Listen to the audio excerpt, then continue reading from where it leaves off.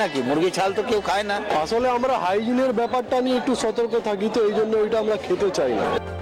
উত্তর সবারই মোটামুটি এক, ছাল সমেত মুরগি খাওয়ার কথা উঠলে 1 গজ লম্বা জিভ বের করে সরে যাওয়ার লোকই বেশি। কিন্তু এত ঘৃণা নিয়ে ফেলে দিচ্ছেন যে জিনিসটি, সেটির গুণাগুণের লিস্ট লম্বা। জানেন কি? মুরগি বাঙালির ঘরে ঘরে প্রিয়, আর রোববার মানে তো পাতে চিকেন মাস্ট।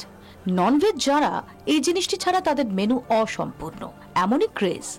কিন্তু কেউই ছাল সমেত চিকেন কিনতে নারাজ, শুনলেই চোখে মুখে ঘেন্না অশ্রদ্ধা ফুটে ওঠে, তাই তো? তবে জেনে রাখুন, এ নিয়ে দীর্ঘ সমীক্ষা কিন্তু বলছে শরীরের জন্য উপকারী মুরগির ছাল। একথা সত্যি যে মুরগির ছালেই জমে থাকে প্রচুর ফ্যাট, তবে ছালে জমে থাকা ফ্যাটের অনেকটাই অসম্পৃক্ত চর্বি, যা শরীরের পক্ষে উপকারী। হার্ভার্ড স্কুল অফ পাবলিক হেলথের রিপোর্ট অনুযায়ী চিকেন স্কিন বা ছালে লুকিয়ে অসম্পৃক্ত চর্বির ভান্ডার। কোলেস্টেরল কমানো কিংবা ব্লাড প্রেশার লেভেল স্বাভাবিক রাখার ক্ষেত্রে বড় ভূমিকা রয়েছে অসম্পৃক্ত চর্বির। হার্ট সুস্থ রাখতে উপযোগী অসম্পৃক্ত চর্বি, যা মেলে মুরগির ছালে। এছাড়া ছাল সমেত রান্না করা মুরগি রসনা তৃপ্তিতেও তুলনাহীন। সুস্বাদু রসালো চিকেন রান্নার রেসিপিতে দরকার ছাল সমেত মুরগি। মুরগির ছালে থাকে ওমেগা 6 ফ্যাটি অ্যাসিড, সঠিক পরিমাণে শরীরে গেলে যা বহু রোগের দাওয়াই। সমীক্ষা রিপোর্টে প্রকাশ, 1 আউন্স বা 28.35 গ্রাম চিকেন ছালে মাত্র 3 গ্রাম সম্পৃক্ত চর্বি থাকে, যা ফ্যাট বাড়ায়। তুলনায় অসম্পৃক্ত চর্বির পরিমাণ প্রায় 8 গ্রাম, যা দেহের পক্ষে উপকারী। তবে ভালো বলে অবশ্যই মাত্রাতিরিক্ত নয়, ছাল সমেত মুরগি খেলেও তা মেপে খাওয়া জরুরি। কিভাবে ছাল সমেত চিকেন রান্না হবে সে বিষয়েও নজর দেওয়া দরকার।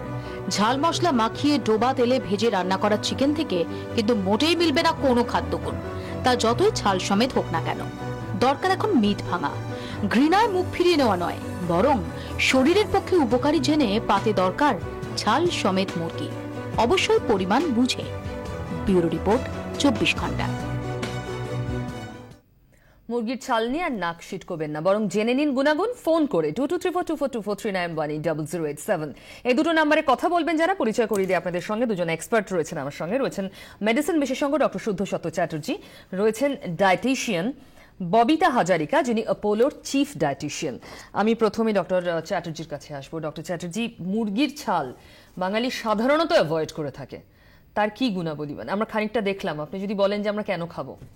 না, সবার আগে আমাদের জানতে হবে, আমাদের যেহেতু আমরা সবাই জানি আমাদের 6 রকমের সাধারণত নিউট্রিশিয়াস জিনিস দরকার হয়: কার্বোহাইড্রেট, প্রোটিন, ফ্যাট, আর তার সাথে ভিটামিন, মিনারেল এবং জল। তো আমরা মুরগি থেকে সাধারণত যেটা বেশি আশা করি সেটা হচ্ছে প্রোটিন। প্রোটিন কিন্তু ছালে নেই, যেটা আছে সেটা হচ্ছে ফ্যাট, যেটা আপনি বললেন অলরেডি, মানে বলা হলো। তার সাথে কিছু মিনারেলস আছে, এসেনশিয়াল নিউট্রিয়েন্টস কিছু আছে। কিন্তু একটা জিনিস ভাবতে হবে যে আমি কি পারপাসে প্রোটিনটা, মানে চিকেনটা খাচ্ছি। যদি আমি প্রোটিনের জন্য শুধু খাই, সেক্ষেত্রে কিন্তু আমার দরকার নেই। কিন্তু যদি আমি ভাবি আমি এর সাথে এই জিনিসগুলো আরও পেতে চাই, অন্য জায়গা থেকে আমি পাচ্ছি না, সুষম খাদ্য আমি কোনোভাবে খেতে পারছি না, সেই ক্ষেত্রে কিন্তু আমি যদি ছালটা খাই, তো সেখানে আমি একটা ফ্যাটের পরিমাণ পাবো, যেটাকে 2 রকম ফ্যাটি আছে। যেটা স্যাচুরেটেড ফ্যাট, সম্পৃক্ত ফ্যাট, সেটা থেকে আমি ক্যালোরি পাবো। যেটা মনোস্যাচুরেটেড ফ্যাট, সেটা আমার একটু কোলেস্টেরল কমাবে, আমার একটু কার্ডিয়াক হেল্প করবে। তার সাথে কিছু এসেনশিয়াল নিউট্রিয়েন্ট পাবো, যেমন সেলেনিয়াম এবং অন্যান্য, এবং কিছু ভিটামিন যেগুলো fat soluble vitamin, vitamin A, D, E আর কে। তো এই জায়গাটা যদি আমার অন্য খাবারগুলোতে ঘাটতি থাকে, তখন এটা পূর্ণ করতে পারবে। আপনি যে এই নিউট্রিয়েন্টস গুলো বললেন, এগুলো অন্য কোন কোন খাবারে থাকে? এগুলো অনেকে থাকে, যেমন এমনি যে তেল খাচ্ছি আমরা, সেই তেলেও আমাদের মনোআনস্যাচুরেটেড ফ্যাটি অ্যাসিড থাকে, পলি আনস্যাচুরেটেড ফ্যাটি অ্যাসিড থাকে, সরষের তেলেও থাকে। সরষের তেলেও থাকে, পরিমাণে অল্প থাকে, এই পরিমাণ থাকে না, কিন্তু ডেফিনেটলি থাকে। তেমনি স্যাফ্লাওয়ার অয়েল, সানফ্লাওয়ার অয়েল, এগুলোতেও থাকে। আবার এই যে ভিটামিনগুলো, সেগুলো কড লিভার অয়েল বা মাছে থাকে, হ্যাঁ, মানে অন্যান্য খাবারও থাকে। অনেকগুলো খাবারের জায়গায় যদি আপনি একটা থেকে সবটা পেতে একটা চান থেকে কিছুটা পেতে চাই, তাহলে আপনি ছাল খেতেই পারেন। আরো জানবো ডিটেলে, আমাদের সঙ্গে ডায়েটিশিয়ান রয়েছেন, তার আগে ফোনে কেউ রয়েছেন, শুনেনি, বলুন। হ্যাঁ, নমস্কার। নমস্কার। আমি স্বপন সেনগুপ্ত, রাঁচি, ঝাড়খণ্ড থেকে বলছি। হ্যাঁ বলুন। ব্যাপারটা হচ্ছে আমার বাড়ি কলকাতায়, নাগপুর সূত্রে আমি এখানে রাঁচিতে। এবার ব্যাপারটা হচ্ছে কি, এই যে ছাল সমেত যে মুরগি খায় আমি এইখানে এসেই জানলাম। আমি দীর্ঘ 14 বছর পাঞ্জাবে ছিলাম, এটা জিনিস কখনোই দেখিনি। এবার এই বিষয়টা নিয়ে আজকে আলোচনা করছেন আপনারা। এখানে কিন্তু আরেকটা জিনিস আমি বলে রাখি, যখন খাসি কাটে মানে খাসির মাংস খাওয়ার জন্য, তারা কিন্তু ওই চামড়াটা রেখে দেয়, তবে ওই যে গায়ের লোমগুলো আছে, যেমন রেজার দিয়ে আমরা দাড়ি কাটি সেইভাবে ওটাকে পরিষ্কার করে দেয়। এবার বুঝতে আমার পেরেছি। একটা প্রশ্ন, যে তাহলে মুরগির সঙ্গে সঙ্গে কি খাসিও কি ছাল সমেত খাওয়া ঠিক? শুনতে থাকুন, উত্তর পাবেন আপনি। আর কে রয়েছেন? সোমনাথ দত্ত, বাঁকুড়া থেকে বলছি। বলুন। বলছি যে যদি মনে করুন ট্রাইগ্লিসারাইড হাই থাকে বা ডায়াবেটিস থাকে, সেক্ষেত্রে মুরগির ছালটা কতটা ক্ষতিকর বা উপকারী? মানে মুরগি খাওয়া না ছাল সমেত মুরগি খাওয়া? শুনতে থাকুন আপনি, ববিতা। এটা প্রশ্নের উত্তরটা দিই। আপনার ডায়াবেটিস হলে আপনার মুরগি খাওয়া যাবে কিনা? ডায়াবেটিস হচ্ছে যেখানে আপনার কার্বোহাইড্রেট মেটাবলিজমের প্রবলেম থাকে। তো মুরগির মধ্যে বা নন ভেজিটেরিয়ান আইটেমের মধ্যে কিন্তু কার্বোহাইড্রেট নেই। তো মুরগি অবশ্যই খেতে পারে, যদি ডায়াবেটিক পেশেন্টরা মুরগি খেতেই পারে, কিন্তু মুরগির পরিমাণ কত খাবে সব জায়গায় কিন্তু ধরুন পরিমাণটা কত খাবেন সেটা, দ্যাটস ইম্পর্টেন্ট। আরেকটা প্রশ্ন ছিল আপনার ট্রাইগ্লিসারাইডস নিয়ে। আপনার মুরগির ছাল অ্যান্ড মুরগির ফ্লেশের মধ্যে যেটা দ্যাট স্লাইমি একটা লেয়ার একটা থাকে, সেটার মধ্যে কিন্তু ফ্যাটের পরিমাণ ডেফিনেটলি খুব বেশি।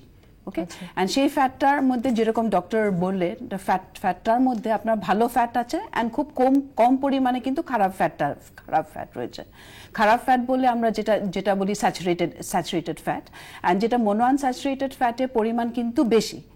তো এই মনোআনস্যাচুরেটেড ফ্যাট খেলে ডেফিনেটলি ট্রাইগ্লিসারাইডস আমাদের শরীরে কি উপকার করে? আপনার ট্রাইগ্লিসারাইডস আপনার কোলেস্টেরল কমাতে সাহায্য করে, আপনার ব্লাড প্রেশার কমাতেও সাহায্য করবে যদি আপনি ভালো পরিমাণের ফ্যাট যদি খান, যেটা মনোআনস্যাচুরেটেড ফ্যাটি অ্যাসিডস, অলেইক অ্যাসিড বলা হয় অন্য টার্মে। মানে এই যে ছালগুলোর মধ্যে, এটা তো একটা লেয়ার, তার নিচে ফ্লেশটা থাকে, এই লেয়ারের মধ্যে প্রাণীদের এই ধরনের ভিটামিনস এন্ড ফ্যাটস যেগুলো ভালো শরীরের জন্য জমা হয়, সেটা কি একজন জিজ্ঞেস করলেন, তাহলে কি এটা মাটনের ক্ষেত্রেও প্রযোজ্য? মাটনের ক্ষেত্রে হয়তো কিছু পরিমাণে প্রযোজ্য হবে, because it is an animal. মানে উনি চাইলে খেতে পারেন, যদি পারেন তাহলে উনি খেতে পারেন, কিন্তু সব সময় হবে না। ডাইজেস্টেবল ওটা ডাইজেস্টেবল হবে না, কারণ এটা অনেক লাইট হয়, কিন্তু এই ফ্যাটের অনেকগুলো স্কিন লেয়ার থাকে ইটসেলফ, মানে মাটনের। তো আমার মনে হয় ওটা ডাইজেস্টেবল হবে না, এবং তার জন্য যে অ্যামাউন্ট হিট করতে হবে আমার মনে হয় সেটা আর মনো আনস্যাচুরেটেড ফ্যাট থাকবে না, রাদার সেটা স্যাচুরেটেড ফ্যাট মানে খারাপ ফ্যাটই হয়ে যাবে। মানে রান্নার পরে আর খাদ্যগুণ সেভাবে বজায় থাকবে না।